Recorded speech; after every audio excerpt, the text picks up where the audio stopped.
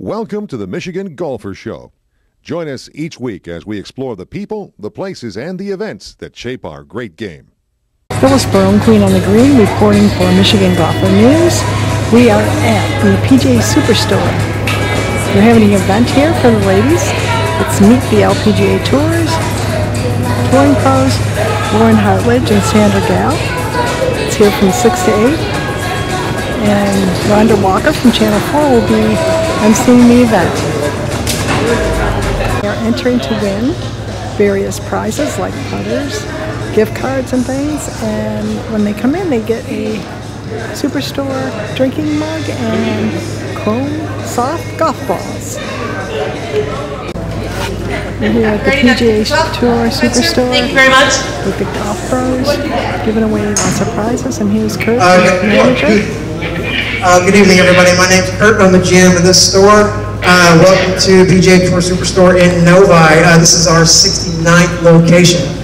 Store number 70 actually opens on Saturday in Overland Park, Kansas. So that's part of my other job. I'm not there to do this week, so yay for me. We're so happy to have all you guys here. This is a big thing for me. Junior golf is a huge thing for me. Women's golf is a big thing for me. I get very involved in that type of thing. I'm fortunate enough to do a lot of different new stores in the company, and this is always my favorite part, is to get these types of things kicked off. If you have any questions while you're in the store or anything ever comes up or you need something out of the community, just please come and find me or Lee. Lee, unfortunately, for his wife, travels with me around the country, so he's in Detroit now too. We're going to give away a couple of head covers?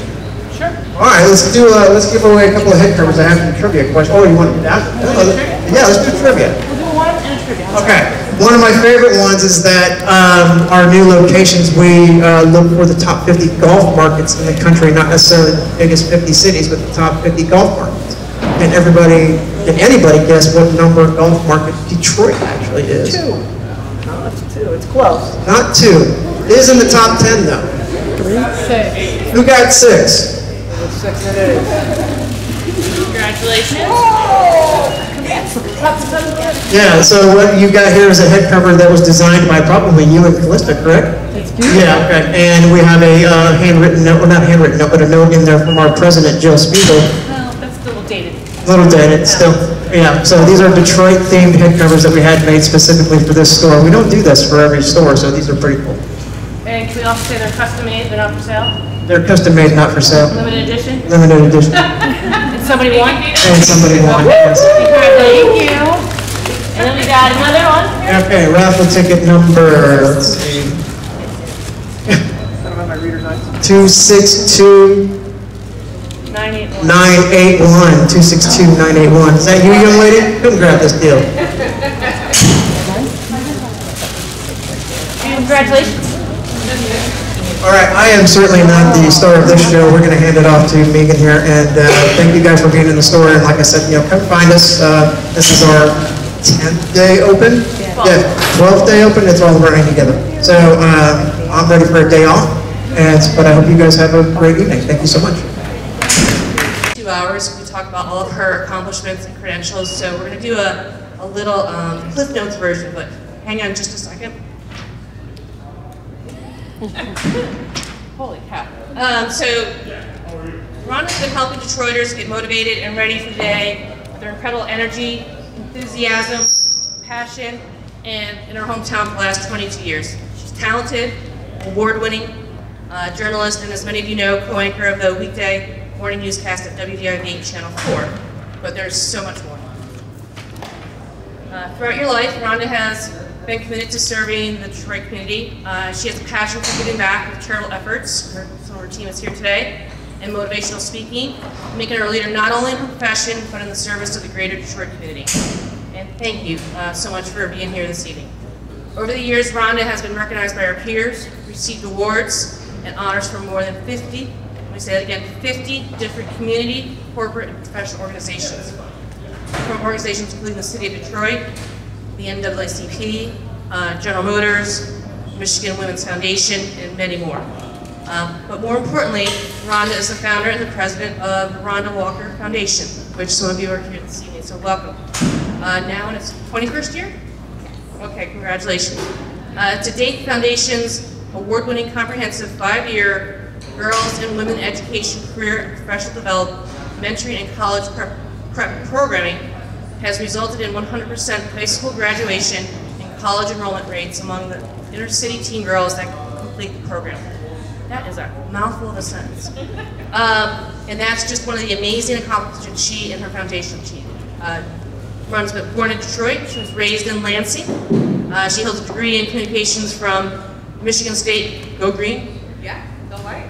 Yeah, I'm getting the lingo here. In your spare time, you're an avid golfer. Loves to travel with her husband Jason, shop, dine, maybe some wine, and enjoy the Michigan summers. She volunteers and spends quality time with her friends. So thank you for being with us here tonight. We'll have to rock and roll, and we have some difficulty with the microphone. A, we only have one, and B, I think it's moody.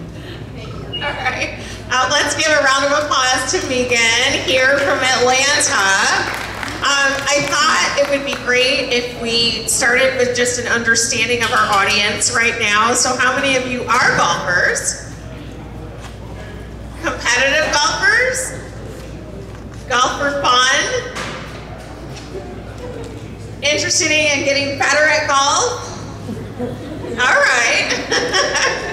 So I've had a chance behind the scenes to talk with our 2 tour professional players, and their lives are so interesting, and I think I just want to jump into the career and for everyone to kind of understand what it takes to go from where we are, either as aspiring tour professionals or we just love to get out and play in our golf leagues with our friends, but how do you make a career out of this? And with me is Sandra Gall. She is originally from Germany. She's been on the tour for over a decade, makes her home in Sarasota. And also Lauren Hartlage.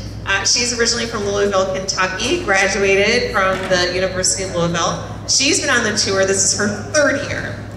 Sandra is coming back here from Portland. She was just competing there, and Lauren is getting ready to play down or over in Scotland in the Scottish tournament, that Scottish Open that's taking place there. So let's start out with just your career path. And Sandra, I'll start with you since you're our veteran. How did you start playing golf, and at what point did then that become your dream to do it professionally? I think, does she have my guide or do we pass it? Okay. So I got into golf with my dad, and he just took me out on the golf course when I was about 5-6 years old. And my favorite part was driving the golf cart.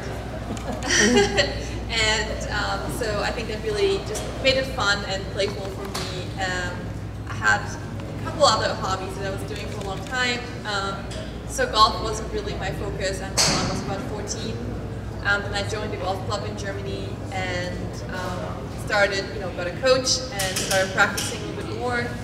And one day I then had this vision of going to college in the States, which was a big step back then in Europe. It wasn't really common like it is now. And I think once I started being successful in college, which was probably my 2nd year, my 1st year was quite tough, I almost quit. I had this idea, okay, I can really do this as a job. And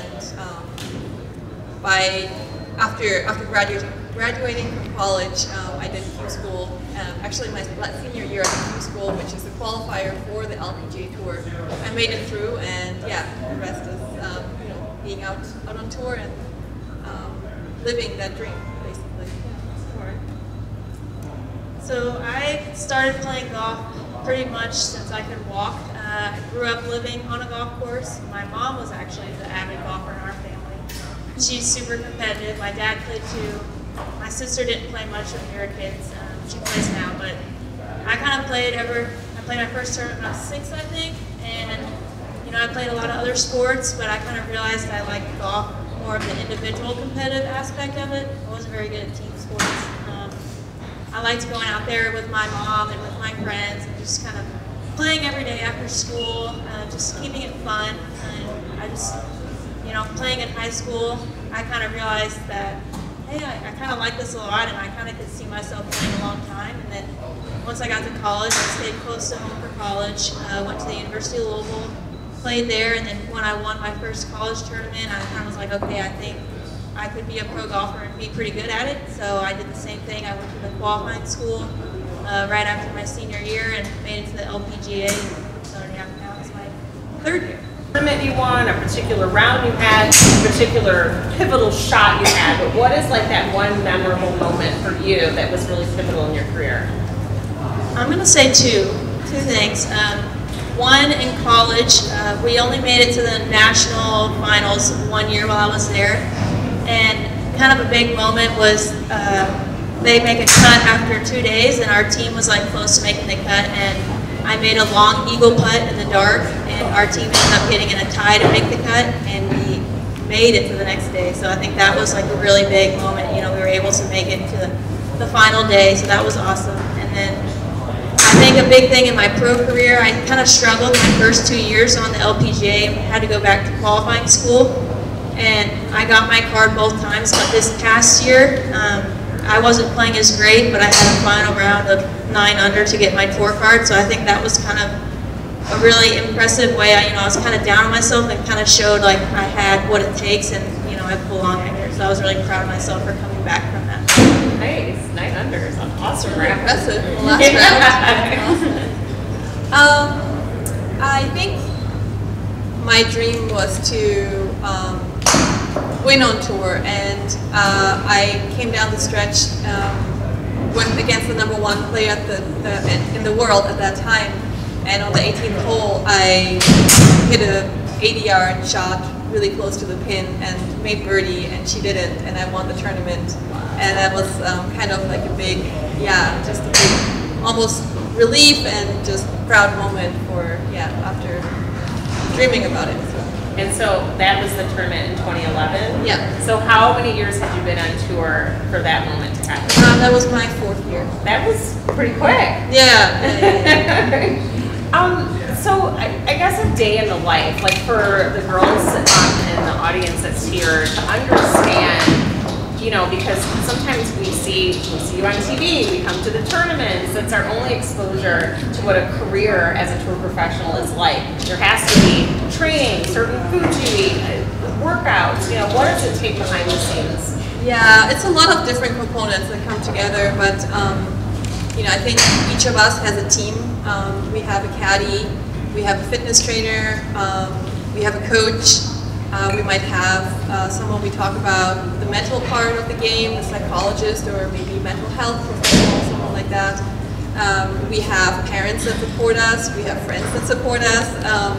It's a lot that gets together, and I think we all, we have to watch our nutrition. We have to really balance our energy so we don't get burned out by the time the tournament starts, and we're still fresh on Sunday when we play. We have to figure out what we do in our off weeks, how much we train, how much we don't train, how many breaks we take. It's a lot about balance and doing it your way. I think it's not the same cookie cutter way for every single athlete.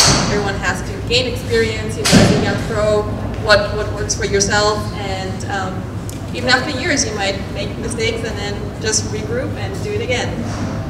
So do you want to add to just kind of the day in the life? Yeah, I think in the beginning, like my first 2 years, I kind of thought I always had to be at the golf course and always was, someone else was out there, and I kind of think I did too much too early.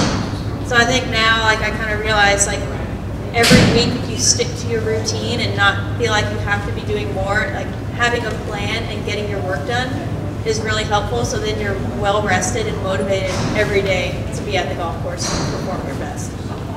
So golf has this way of just making us all feel like we're great, we've had a great round, a great shot, a great putt, and then we can go out and play again and it's like, oh my gosh, I don't even know how to hit the ball, I don't even know how to play this game. And as amateurs, we feel that way, but then sometimes we'll watch on TV and we'll see a pro make a mistake that we've made. We're like, okay, we're human, like this happens. But at your level, the mistakes are greater.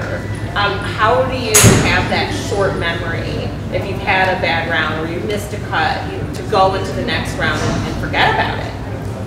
Yeah, that can be tough. there's times where I've missed a couple cuts in a row, and it can be easy to think like, well, am I ever going to make a cut? Like, what am I doing out here? But the people that are able to get over that quickly and just kind of realize that the next day is a totally new day, and what you did yesterday doesn't need to have any effect on it. Just having that kind of mindset that just staying more present in the moment is what I've been working on a lot. It's easy to think ahead too.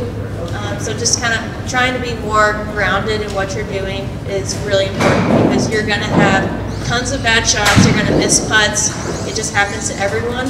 So it's just kind of what kind of mindset you have through that adversity is kind of what sets people apart. And Sandra, I know you work with young girls too about mindfulness and about mental health and being positive. What can you share? Because there's a lot of young people in the audience right now that mental health is something that we talk so much more about that we never used to before. You had to hide those feelings, especially at your level. You just have to just be on and great and nothing affects you. And now it's something that's more openly talked about. Yeah, definitely. It's a huge topic. And I think in hindsight, I wish someone had talked to me about it at a younger age, and so I always try to encourage girls to, when they pick up golf and do it seriously, to not make it their identity. I think that's a really, really big challenge, that you realize, your score is not a reflection of your work, or whatever it is that you do in life. It doesn't have to be golf, it can be anything, right? It's something you do, it's not who you are. And that you really find balance in, your friendships, your family, and other things in your life, and then that can be an expression of you, something you're really good at. But then a bad day, won't define you. That's such great advice. There's levels in golf and being a professional golfer. I mean, sometimes you see the ones that are on TV that have big endorsement deals and make tons of money. Like, there's tiers to this career. At any level for either of you, are there other interests that you have, things you do outside of golf, or is everything you do just focused on golf right now? I actually really enjoy painting and art, so I'm in a gallery where I live, and so that's a big hobby of mine. I've also gotten into, the mental side, performance side of golf, and do some coaching, as well as having a foundation. I think it's good to have a balance and have also other interests and hobbies, but everyone's different. At some point, also, I was very focused on golf, and maybe that's where I lost my balance a bit. But I came back to, doing other things I love as well. Yeah, I mean, I'd like to say I'm really focused on the golf, but when I'm at the course, I really put my time in, and I really focus on what I'm doing, because I want to be, a top level player. But then once I leave the golf course, it's like letting that go and enjoying myself, and going out with friends and getting dinner if we're at a tournament, not just like staying in a hotel room by yourself. Going to do fun things. I love sports. I'm a big global sports fan, so I got season tickets for football. If I'm home, I'll go to football games, I'll go to basketball games, do fun things like that, just try to keep it interesting and fun all the time, because golf can be very up and down. But yes, definitely very focused on the golf, but also just a good balance. So both of you have experience golfing in Michigan. You played in the tournaments that we had here this summer, in Midland, and then there's another one in Grand Rapids. So what do you think about Michigan golf? Yeah, I love Michigan golf. I feel like it's kind of similar to Kentucky. I love, having super green, bent fairways. It's just a fun, brings me close to home. And my first LPGA event ever was actually the Dow here in Midland. I qualified. They had a college qualifier that one of my teammates and I won. So we got to play as an amateur in college. So it was just a great experience having my first LPGA event here. So it's just kind of, a special place for me. Awesome. How about you? Yeah, funny enough, I grew up in Germany, and the nature here also reminds me of home a lot. A lot of trees, tree-lined courses. So I really love playing here as well, and have good memories here. So we have golf clubs all around us. When you have a shot, or when you're on the course, is there a particular club that is like your favorite? That you're most confident playing with that particular club? I don't really think about it when I'm out there. I really honestly love all my clubs, but we did we did do like a simulator video earlier, and I grabbed my 7-wood and I was like, that's actually my favorite club. Which is kind of silly because as a pro golfer you really have to be good at every single club. I feel like it's more common with amateurs that they're like, oh, I love my 7-iron, and I'm like, well, what about your 6-iron? But yeah, 7-iron has more luck. It's easier. Yeah, I mean, I like my driver. I think it's fun, trying to hit it as far as you can. So that's probably, you can hit a bomb driver, drive a par 4. It's always fun. So I'd say driver. So like male or female, golfer or non-golfer, is there somebody famous that you would love the chance to play with, or that you've ever played golf with? I mean, I feel like I really want to play golf with Tiger Woods, just because all the things that he's done, and just to see it in person would be really cool. I'm a really big fan of Lorena Ochoa. I don't know if many of you know her here. She was #1 golfer in the world back in 2008 or before that even. And I got to play 1 year of golf with her on tour, and she just is really impressive in her sportsmanship and just the person that she is. So I got to play golf with her, but I think she's still like one of my just top favorite people in golf. Nice. So you've qualified for tournaments. You've won a tournament. What are your goals when you look at this season? And I'm not sure how the seasons work, or maybe in the next year or two. Like, do you set like, okay, I want to get here. I want to make this many cuts. Like, do you have specific goals that you're shooting towards? I think there's 2 kinds of goals.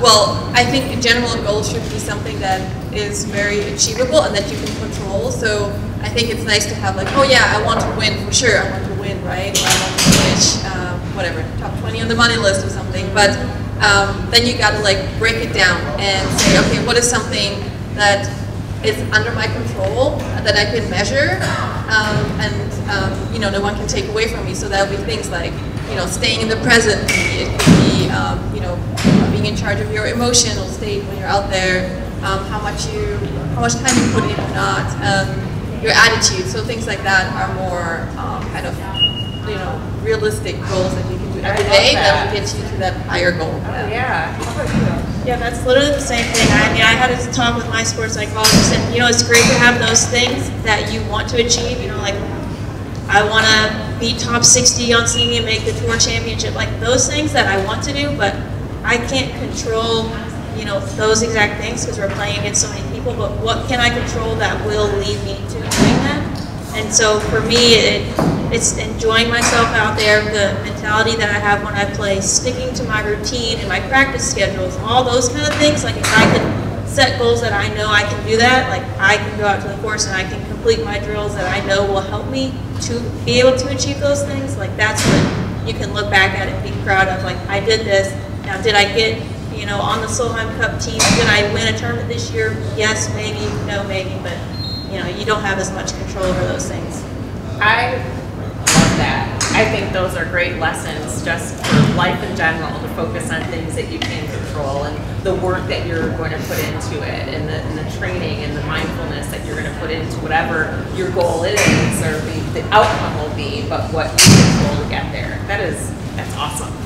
I want to open it up for other people to ask questions. If you have any, don't be shy. This is a time to just be open and ask. So feel free to raise your hand. Golf dad?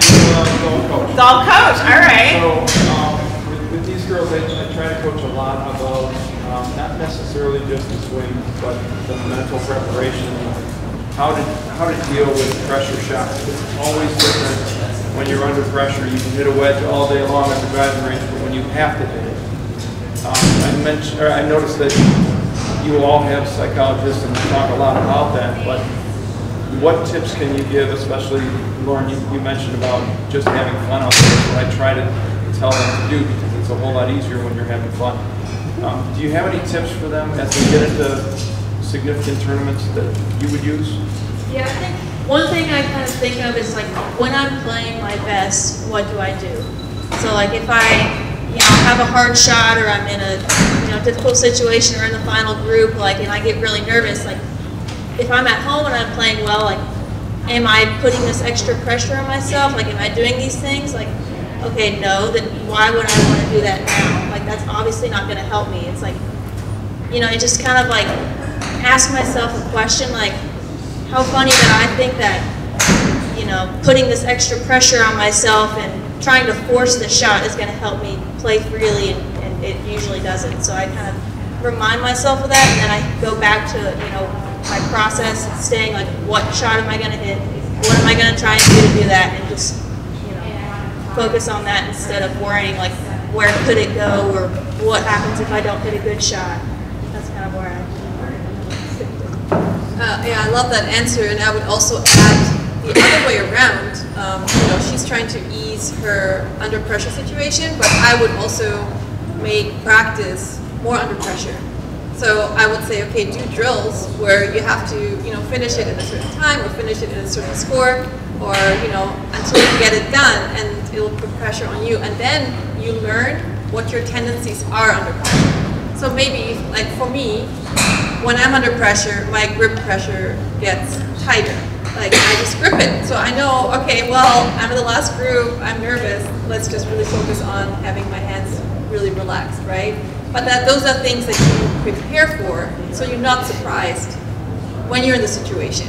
So like all of these things, like the top best players in the world, they will know their tendencies, and they're prepared for it.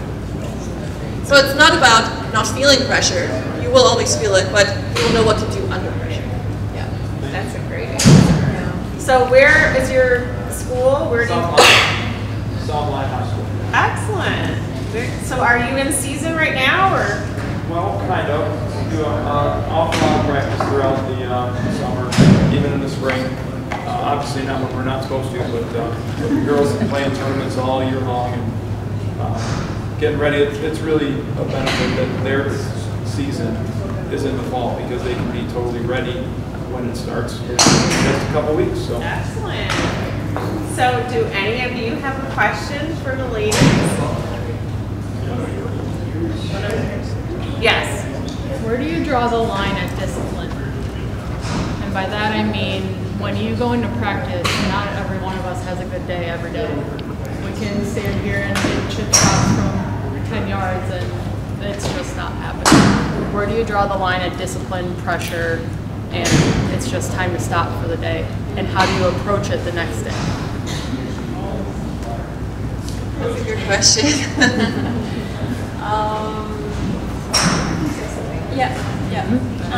I think something that I've found myself struggling with sometimes, like maybe leading up to a tournament, I call like panic practice. Like I'm practicing to feel better, not to get better. Like I need to hit like 10 perfect drivers on the range before you just find yourself doing that and you're like, okay, hold on, like I gotta like regroup, like am I trying to get better or feel better about my game? And then once you realize like, oh, I'm just trying to feel better, then I'm like, okay, that's not gonna help me because I'm never gonna hit it perfect.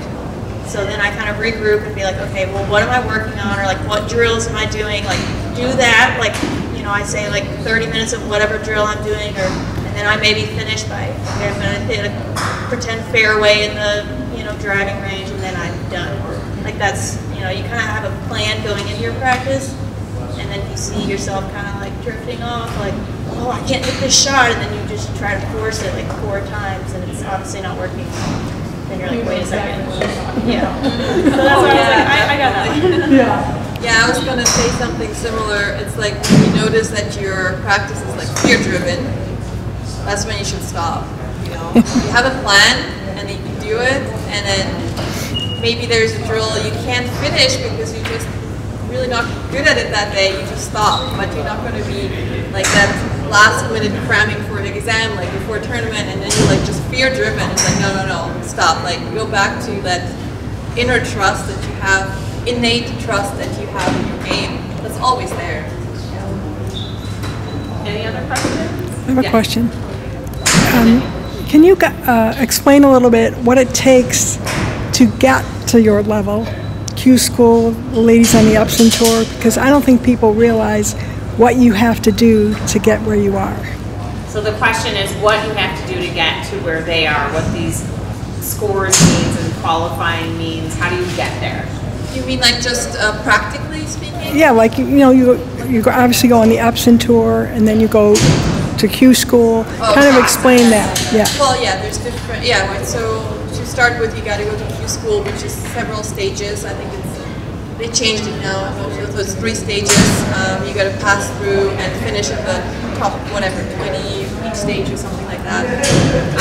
So what does that look like? What is a Q School? Are you just going? Okay, so it's like 4 days of maybe the first 2 stages are 4 days, I think. Tournament, and you're just signed up with, you know, how many, maybe you should explain it. Yeah, she hasn't done it in a while. So like right when I came out of college, I signed up for the qualifying school, and the first stage is in Palm Springs, California. And so there's maybe like 350 people that sign up. And I can't remember how many move on, but maybe it's like the top 65 or so move on to the second stage. And then the second stage is a couple months later in Florida. And that's like the same thing. There's not as many people that play in it, maybe 200 or so, and like, again, maybe the top 60 go through to the final stage. And then the final stage is where you can earn your LPGA Tour card. And it's usually the top 45 the past years when I played, but this year they're changing it to, I think it's top 25 earn their tour cards. So it's going to be harder to get your card, but then they're making it easier. So like the Epson Tour is the tour below the LPGA, and you can qualify from that from the Q Schools as well. So if you don't make it to the final stage, you can play on the Epson Tour, and they'll give out 15 LPGA cards for the top players at the end of the year on that tour. So those are the 2 pathways that you have to get to the LPGA. Thank you. And you had a question? Yeah, I played golf competitively for many, many years. And I see this happen quite often when, you know, you're playing and you're having good holes, you're making pars, you're making birdies. And I see what happens sometimes is players when they're on a roll, and it's, oh, if I bogey in, I'll break 100. If I par in, I'll break 80 or whatever. And then of course, we know what happens after that, concentrating on the wrong thing. How can you stay away from that mindset to instead of forecasting out at what you want to do and should do in order to do this, how can you keep yourself focused so that you just stay where you are? Yeah, I mean, my first year, there's definitely like my first tournament, I was close to the cut line, and I had the same thing. Okay, if I just par out, I will make the cut, you know. Did I par out? No.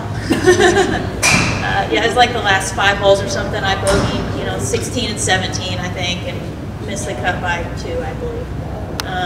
So sometimes it almost takes you doing it to realize when you think like that, it's not helpful. So for me, like I did that maybe a couple times. Like it's hard, you're never gonna not think. It's not saying don't think that, because everyone's gonna have that thought. If I just birdie out, or if I par out, I could break 80 for the first. Like you're gonna have that thought, like that's normal. But it's kind of like, how do you react to having that? Like, are you going to, you know, put extra pressure on your upcoming shots, or are you just going to be like, okay, that's fine, it's okay to have that shot, but what am I actually focusing on right now is the shot that I have. And just kind of, you know, not letting yourself think so far ahead. And that's honestly where I do mindfulness every morning, and just 5 minutes of mindfulness helps me just stay connected to what I do, like in the present. And that's kind of goes to golf too, because I find myself, my mind drifting to the future. Okay, that mindfulness practice that I do helps me kind of go back to the present and what I'm focusing on now. So that's kind of something that has helped me. Yeah, I love that. And you can then even be more specific and have very specific things you focus on during your shot. So when, you know, thoughts will come and go, and you can even use this thought as like a trigger to come back to the present. Like, there goes a thought that I don't really want to have. Great, let's focus on my target, you know? And just constantly, it's like a, hey, you know Novak Djokovic, the tennis player, and he had such a great interview, and he said, you know, the best players are not the ones without emotions or without any negative thoughts. It's just that they return back to the present quicker.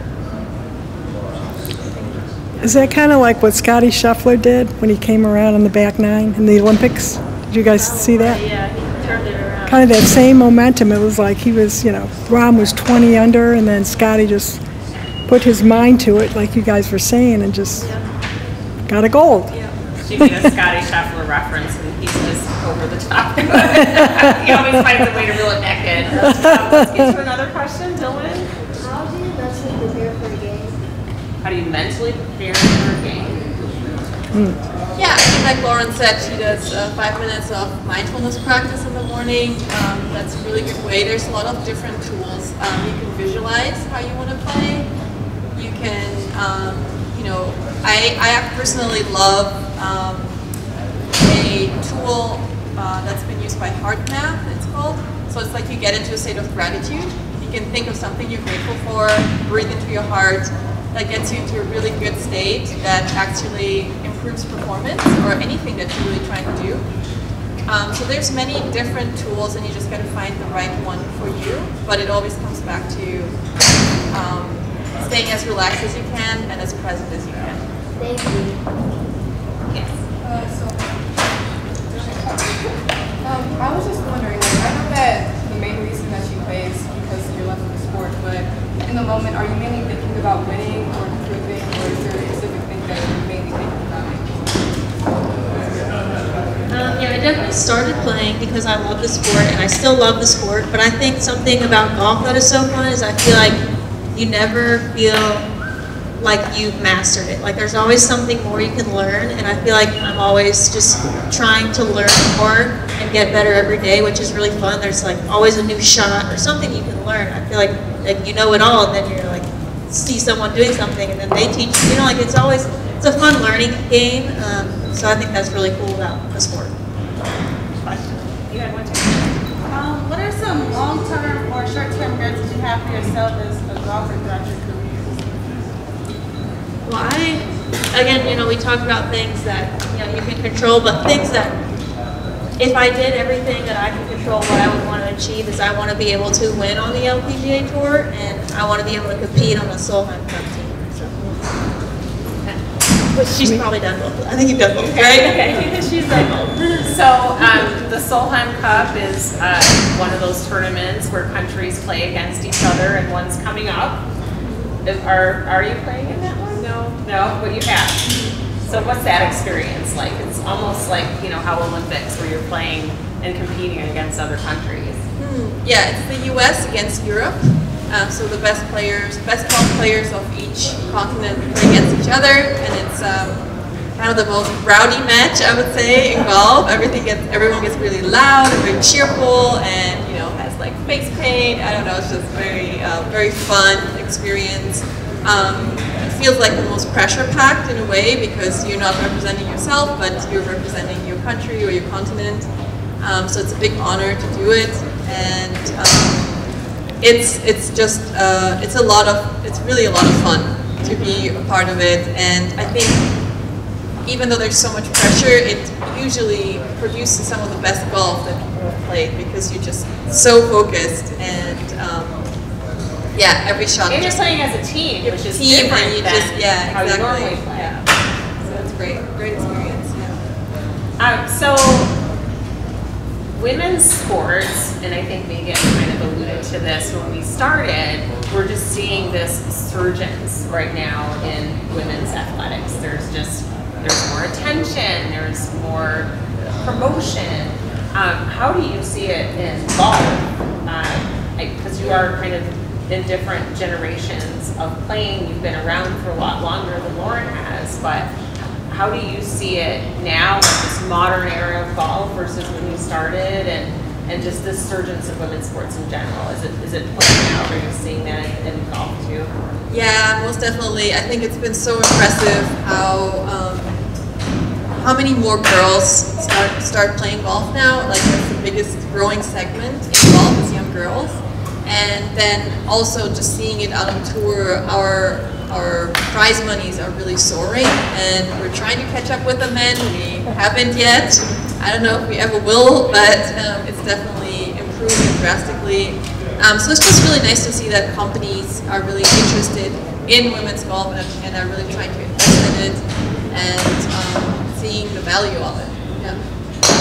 What's your perspective on the surgence of the sport and women's sports in general? Yeah, it's definitely grown a lot because I feel like when I started playing, there was like me and my best friend, and we were like the only two girls that played at my golf course. And then now when I go back home to my course, there's so many young girls that are out there. So it's really cool to see how that has changed. And I think it's just having more events that are focused on women because, you know, I feel like people kind of, a long time ago, it was like a men's sport. You know, it was not as, you know, common for women to play. And so now that, you know, places like this store have like a lot more women-friendly things and options, it's really cool that people are able to kind of get into it and realize that it's a fun game for everyone to play. Definitely echo that. I mean, I am not a competitive golfer by any means. I do play in some tournaments for fun at my golf club, and I don't even care if I win or not. You know, it's just something that I do just for the love of it and the friendships that I've made. So it's something that you can play for a long time. My husband and I play on the weekends. I play in a golf league during the week, and it's my escape. You get to be out in beautiful weather and pretty trees and, you know, green grass, and it's quiet. And so even if you don't pursue a career competitively, it is an amazing hobby that you can have for the rest of your life. Some of my dearest friends, I've gone on golf trips with other women. I've met women of all ages. So just the exposure and opportunity to meet people that have the similar interests that you have outside of maybe that one friend, it's just amazing. It's an incredible sport that, and I'm excited that we have this beautiful store here. You know, you walk in, you're like, oh my gosh, you know, you just want to walk up and down every aisle. But it's just incredible to meet both of you and to learn about your careers, and I thank everybody for coming and being a part of this opportunity. It's called Girl Scout Drive, and the PGA SuperStore, their goal is to grow this sport among girls and women, and so hopefully we can have more activities and events here just to continue to come together and maybe meet new people and friends and learn more about a career in the PGA as well. Thank you so much. Does anybody else have any more questions? One last question. Where are you ladies headed to now? Where can we see you? Where are you going next? I'm leaving for Scotland on Saturday for the Nice. Scottish Open. Sweet. Good luck to you Who are there. we cheering for? Yes, we'll look for you on TV. There's a question in the back. Yes. It's a silly question. Your favorite course you've ever played? Sorry? Favorite course you've ever played? Cypress Point. Oh, nice. That's just above Pebble Beach. Oh, gorgeous. Yeah. Beautiful. I guess I have to say Augusta National. Oh. They have an amateur tournament Lauren there. played in the initial, you know, the Augusta Women's Amateur. She played in the inaugural event. So. Nice. So how old were you when you played there? I think I was a junior in college. Okay. 21. Yeah. Yeah. Oh, that's incredible. Yeah, that was awesome. What an awesome experience. Very gorgeous. Any other questions? Sandra, where are you headed? We know she's going to Scotland. I'll be playing in Boston in 3 weeks. Wonderful. Yeah. And that'll be on the Golf Channel? Yeah. Okay, perfect. Question back here? It might not a question, but just a reminder that if there are any women looking for play with, of course, is building practice and building a community here in the metropolitan area, staying from Ann Arbor up west. So please, if you're interested, there's a sign up for our next event and also some brochures on the Women on Course is a national organization that is committed to introducing the game to women of all ages. So we have events in stores across the country, but they're getting women out on the course. So this organization here, this chapter is just getting started. Correct? What's the name of it again? Well, Women on Course. Women on Course. Okay. Excellent. So I got two things. One comment to, and maybe you both could talk to it. I think, Rhonda, you could especially talk to it. So we've heard a lot about the golf sort of physical, the mind, well-being, the health piece too, but can you talk a little bit too about how golf prevents opportunities for women and networking in the business front too? So there's a lot of relationship building that happens on the golf course. You've got a lot of time to talk. So the networking piece, whether that's professional or social, you all talk a little bit about the networking part of golf has been very life-changing for me. Professionally, I am a news anchor, so I get a lot of invitations to come out as a celebrity golfer for charitable events and charitable outings. So those events are usually meeting top executives from different companies that have tons and tons of, opportunity from a career perspective, that have the knowledge or know people that I may want to interview or just learn about what's going on in your business or future stories. And so I have had that happen many, many times. And then on the other hand, I have an organization for teen girls. We're a nonprofit organization. I'm constantly fundraising, and I have the opportunity to have exposure with executives again to talk about, well, listen, I have an organization for teen girls in Detroit. Are there any funding opportunities, any job shadowing opportunities? I mean, doors have opened in so many ways in all aspects of my life because I know how to play golf. And it wasn't until I joined a golf league where I actually started to get a little bit better because I always loved it, but it was never like my regular hobby. Like now I play golf every week, at least once, if not like 3 or 4 times. I mean, it's Wednesday today. I played golf like 4 times this week. So I really do love it. Like our summers are short, so you're like trying to get it in. But so as I talked about like the friendships and the golf trips and different things that I've done as an adult golfer with other women, but I've also been in opportunities where I've been in just a room full of all men, and it's all just because of golf. But I've also been able to network, hold my own on the golf course, outdrive them, obviously because I'm teeing off from the ladies' tees, but it just gives you an opportunity to be in a lot of rooms.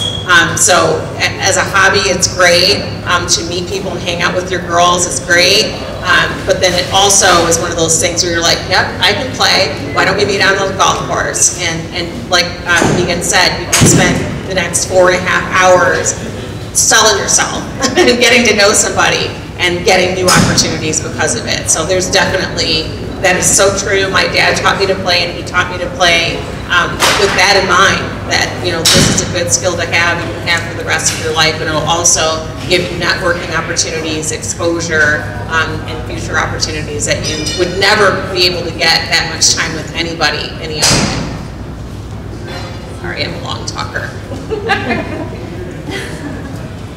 You're like, what was the question? No, I think you answered it beautifully. I think you're in the position, Yeah. I mean, it's similar to us when we play a pro-am every Wednesday before our tournament. So we play with 4 amateurs, and it's usually the sponsor of the tournament and their clients. So as you can see, we have logos on us, which are our sponsors. So some of these people we meet on the golf course, right? So you do make connections. I also have a foundation, and that's how I invite people to come play my charity event.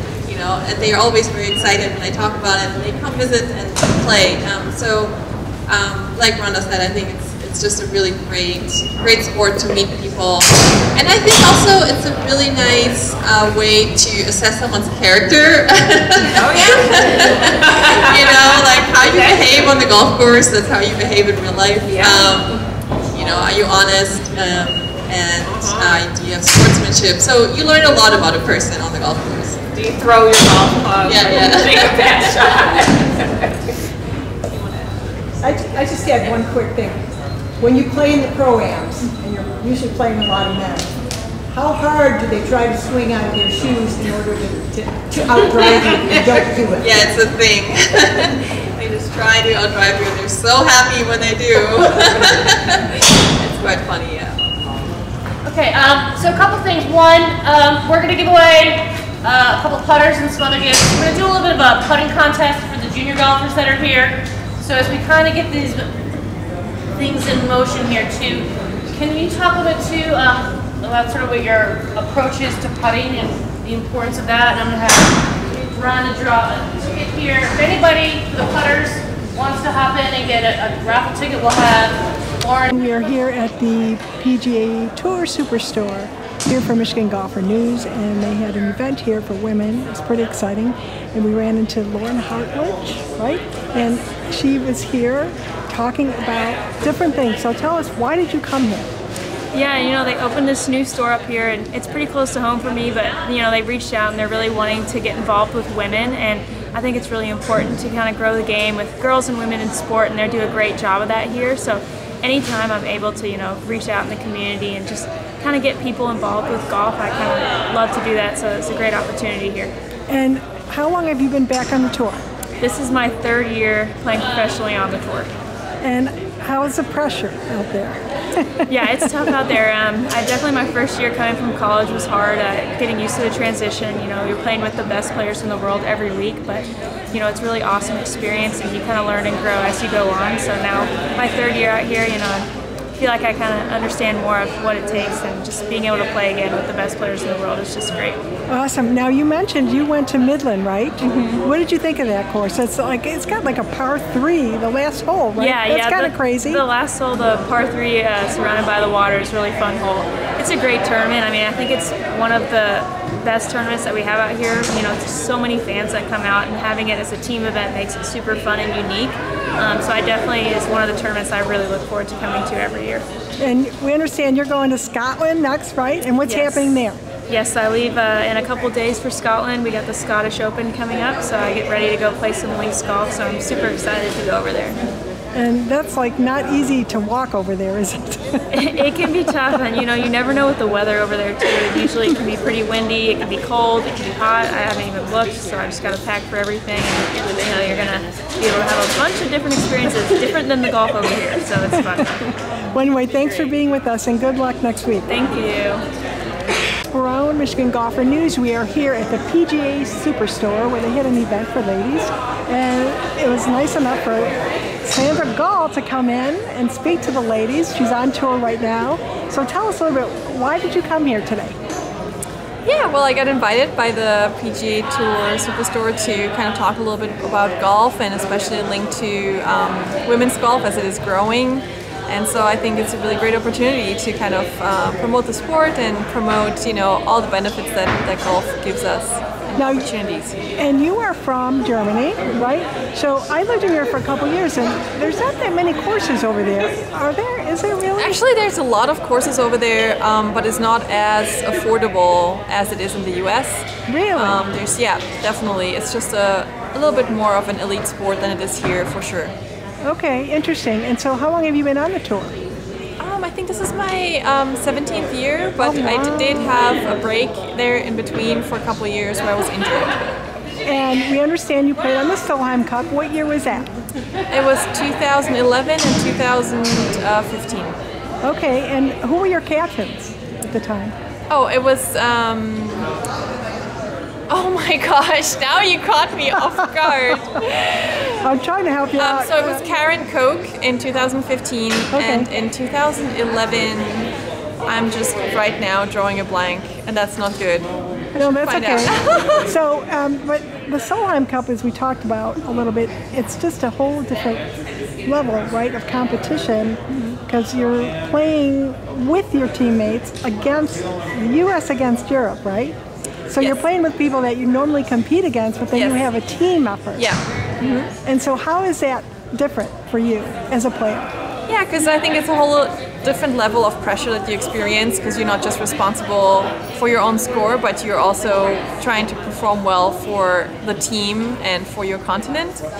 And it's a lot less competitors, so the focus is much more on each shot and each group, and there's, you know, thousands and thousands of spectators out there. It gets very rowdy and loud, so it's a lot of fun and it's a lot of pressure. Right, right. So if you had to give some advice, just one little tip of advice for us amateurs out there in terms of the mental capacity and not getting so bummed out when we don't hit a good shot, what would you say to us?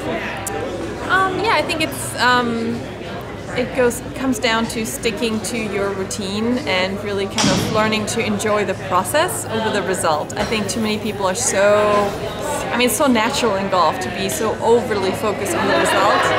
And especially when you're a professional golfer and you make your money, right? But as an amateur, I mean, just remember why you love the game. Right. Cool. Well, thank you for being with us. And where are you headed to next? I'm heading to Boston for next LPGA event. And I'm sorry, what's the name of the tournament? It's the FM Global Championship. Okay, and that will be broadcast on Golf Channel? For okay, sure. well, we will look for you there. We wish you the best of luck. Thanks for being with us. Appreciate it.